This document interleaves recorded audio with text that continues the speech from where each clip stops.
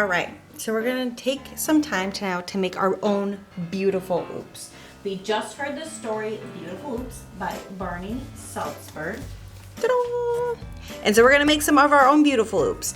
What I'm gonna use today is I'm gonna use some watercolors and do kind of like a wet on wet technique. So I needed 2 cups of water for that, as well as a paintbrush, piece of paper, obviously, the watercolors, obviously, and a paper towel. So with our beautiful oops, remember in this story, we talked about, let's see, where'd it go? These paint drips page. So we're gonna make some fun random shapes and paint drips on our piece of paper today. Now, if you're doing this at home, if you have watercolors or food coloring that you add just a little bit of water to, you can make your own watercolors and make your own drips, or you can do kind of like the coffee stain page and maybe paint with some old coffee, or maybe do a couple tea spills or whatever it is. Just make some beautiful random oopses all over this piece of paper right now. So to do that with watercolor, gotta open up my paint palette. I'm just gonna have 1 cup that will be clear water only. So every time I dip my paintbrush in this, it should be very, very clean. And I'm gonna clean it in the red cup. The reason I want nice, clear, clean water is when I put it on my paper, it's not gonna be all colorful. And if I need to get any of these paints wet, I need clean water to do that.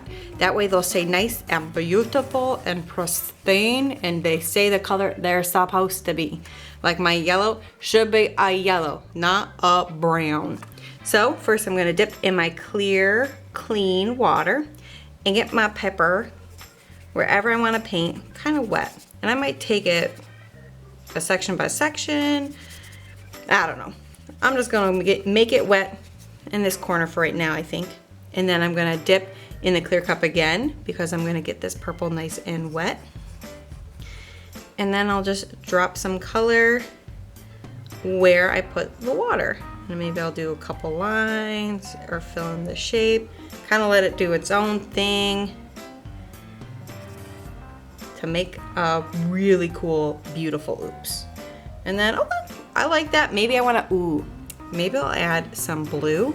So I need to clean my paintbrush before going to the blue or going to the clean cup to get the blue wet. So I'm gonna dip it into the red cup, swirl it around like I'm brewing a potion or making soup. And then I'm gonna brush this side of the cup to get any rid of water there, as well pat down here. Now I'm checking, my paper towel just looks like a wet paper towel, there's no color. So my paintbrush is clean and I can go into my clear cup and add some water to the blue.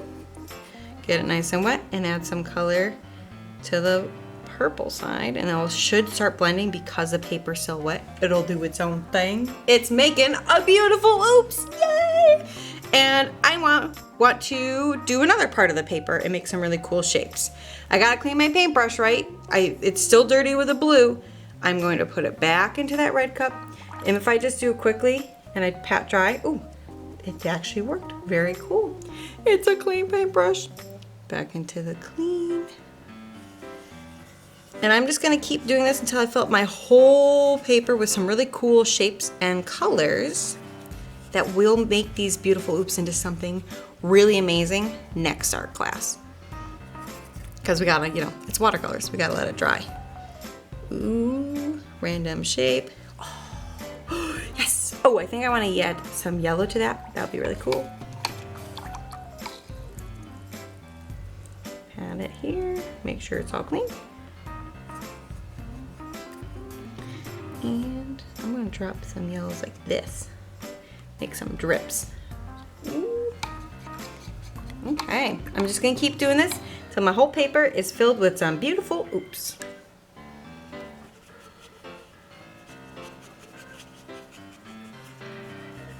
You might notice I'm not having my wet on wet sections touch each other because watercolor, wherever water is, will move that way. So I'm kind of just trying to keep it separate because I don't want the colors to mix like that. I want to kind of make the choices of when they mix.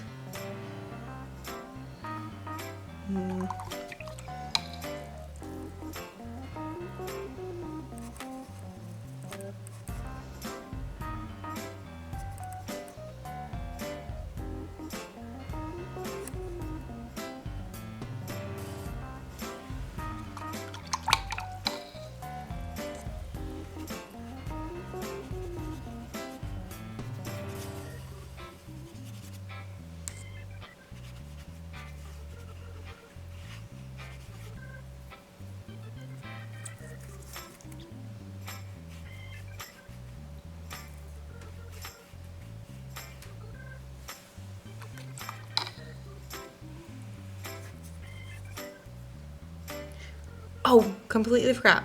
If you add more water to your watercolors, the lighter the color will be. If you want it to be what's called saturated, which is like a super duper bright color of that version of your hue, which is what we actually call colors in art, then you don't want to have too much water. The more water you have, the more pastel it will look. But look at, so I got some beautiful oops on there.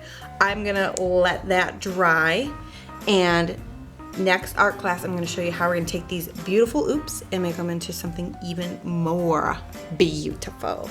I hope you have fun. If you are in school with me and we're doing the watercolor technique, get right to work when Miss R tells you to. But if you're at home, experiment. Try to make your beautiful oops either with watercolors or that, like I said earlier, coffee. You could paint with tea, you could paint with food coloring, whatever you've got, okay?